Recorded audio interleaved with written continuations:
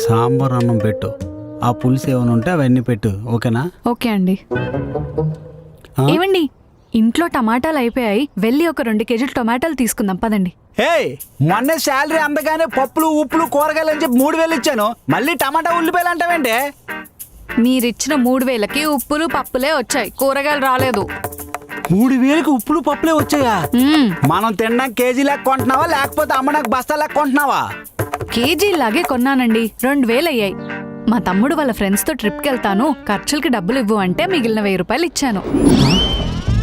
అది మిగిలిన డబ్బులు కాదే, కూరగాయలకి ఇచ్చిన డబ్బులు. అయినా ఆ డబ్బులు అటు ఇచ్చి మళ్ళీ కూరగాయలు కొనమంటున్నావా? మా తమ్ముడికే కదండి. మీ తాత సంపాదించిన డబ్బులు ఏం తీసుకుని వచ్చావా? కూరగాయలకి ఇచ్చిన డబ్బులు తీసుకొచ్చి ఇచ్చావు. అయినా నీ ప్రతిసారి ఏం కావాలని నేను తీసుకురాక నీకు డబ్బులు తీసుకురామన్నా కదా, నాది తప్పు. ఇక నుంచి నీకు ఏం కావాలన్నా చింతపండు నుంచి చీమలగుంట వరకు నాకే చెప్పు, నేనే తీసుకొస్తా. 1000 రూపాయలు కూడా ఆలోచిస్తున్నాడు పిసినారుడు.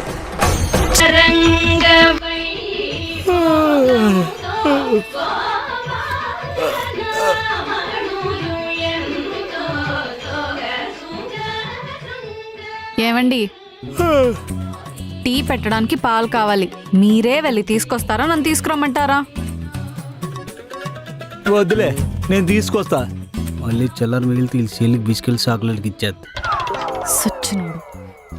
మా తమ్ముడు 1000 రూపాయలు అడిగితే ఇచ్చినందుకు తరతరాల నుంచి వీడి డబ్బుల మీద మా కుటుంబం బతుకుతున్నట్టు మాట్లాడుతున్నాడు.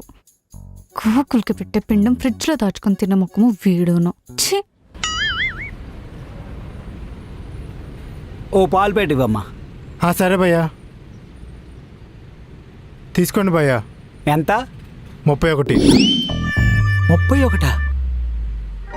రోజు మా ఆవిడ నా దగ్గర 50 రూపాయలు తీసుకుంటుంది, 19 రూపాయలు నొక్కేస్తుంది అనమాట. సరే, ఫోన్ పే చేస్తున్నా.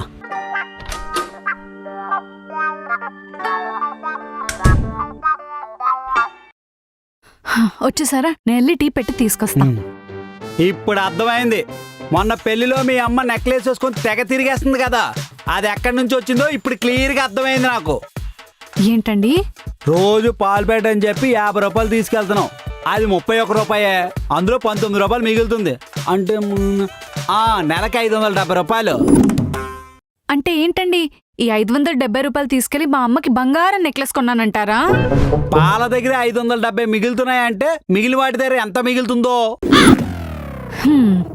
మీ జీతమే నెలకి 40,000, అదంతా తీసుకెళ్లి పక్కన దాచుకున్నా మా అమ్మకి 10 తులాల బంగారం నెక్లెస్ కొనాలంటే 2 సంవత్సరాలు పడుతుంది. మనకు పెళ్ళయ్యే సంవత్సరం కాలేదు. ఇంకా నయం, మనకి పెళ్ళయి 10 సంవత్సరాలు అయ్యుంటేనా మా నాన్న సోంపేటలో కొన్న 2 ఎకరాల పొలం, ఊర్లో కట్టించిన 2 ఫ్లోర్ల బిల్డింగ్ కూడా ఈ పాల ప్యాకెట్ 19 రూపాయల వల్లే అనేవాళ్ళేమో.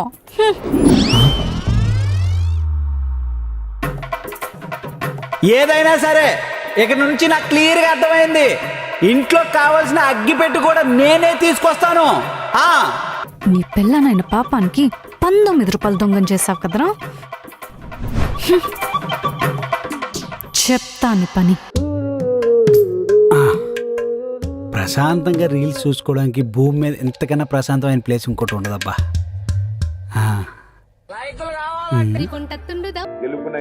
ఏమండి ఏమండి, ఏమైందే?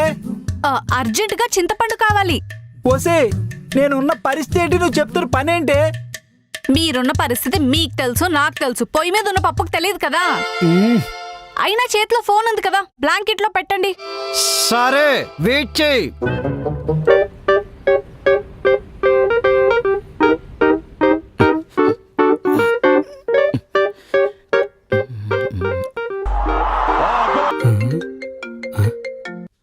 హలో హలో సార్, బ్లాంకెట్ నుంచి. చెప్పండి భయ్యా. సార్, అడ్రస్ కరెక్టే కదా?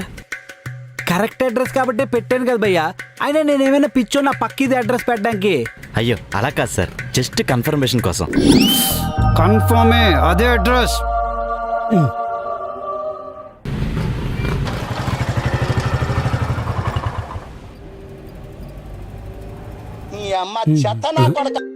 ఈడేంటి మళ్ళీ కాల్ చేస్తున్నాడు? హలో సార్, ఇక్కడ సూపర్ మార్కెట్ ఉంది సార్, అక్కడ నుంచి లెఫ్టే కదా? మ్యాప్లో ఏం చూపిస్తుంది? లెఫ్టే చూపిస్తుంది సార్. మరి లెఫ్ట్ చూపిస్తే మళ్ళీ దానికి ఎందుకు కాల్ చేయాలా? అంటే జస్ట్ కన్ఫర్మేషన్ కోసం సార్. కన్ఫర్మే. లెఫ్ట్ తీసుకుని రా భయ్యా. సరే. ఈ అబ్బా బాతులు కూడా ప్రశాంతంగా ఉండవట్లేదు.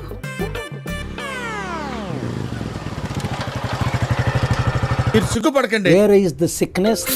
అబ్బా ఇడు మళ్ళీ చేస్తున్నాడే. మళ్ళీ ఏమైంది భయ్యా? హలో సార్, అశ్విని అపార్ట్మెంట్సేనా అండి?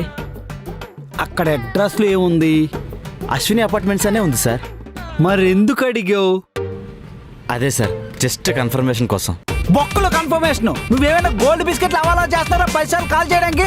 30 రూపాయలు చెంతపడి 30 సార్లు కాల్ చేస్తున్నావు. అక్కడ అడ్రస్ ఏముంటే దానికి ఇచ్చి వెళ్ళిపో. ఫోన్ పెట్టాయి.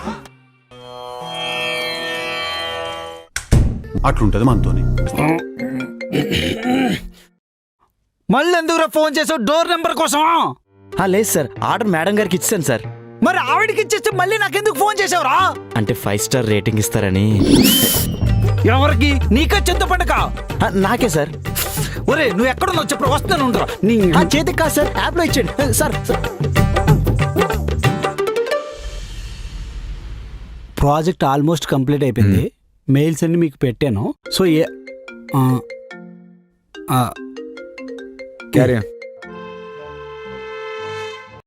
హలో హలో, పెరుగు ప్యాకెట్ కొనడానికి షాప్కి వచ్చానండి. డబ్బులు కావాలి.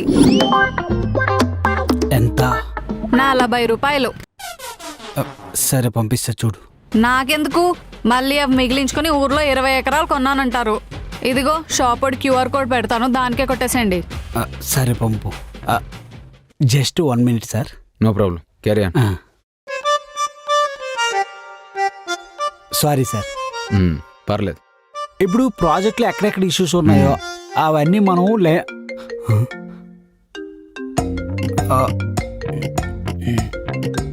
మాట్లాడు, పర్లేదు. మళ్ళీ ఏంటి? డబ్బులు పంపించారా? పంపించాను కదా. మరి స్క్రీన్ షాట్ తీసి నాకు పంపండి. షాప్ వాడికి చూపించాలి కదా. Sir just 1 minute. Sorry sir. మన ప్రాజెక్ట్ కోడింగ్లో ఏవైతే ప్రాబ్లమ్స్ ఉన్నాయో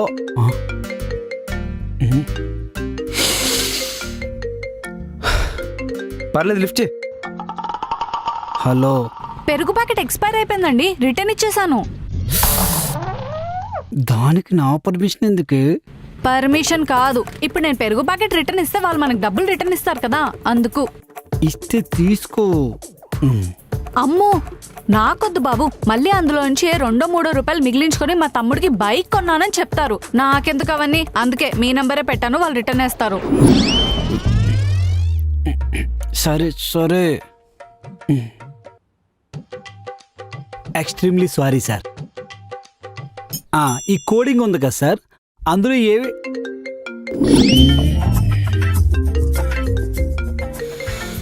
కమాల్, ప్రాజెక్ట్ ఇష్యూ తర్వాత చూద్దాం, ముందు నీ ఇష్యూ ఏంటో చూడు. మీటింగ్ రేపు పెట్టుకుందాం. సార్. Sir please sir.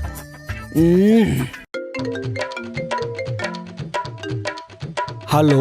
డబ్బులు వచ్చాయా? వచ్చాయా లేదో చూసి కన్ఫర్మేషన్ చెప్పండి. లేదంటే ఆ 40 రూపాయలు నేను ఉంచేసుకుని మా నాన్నకి బెంజ్ కార్ కొన్నానని చెప్తారు.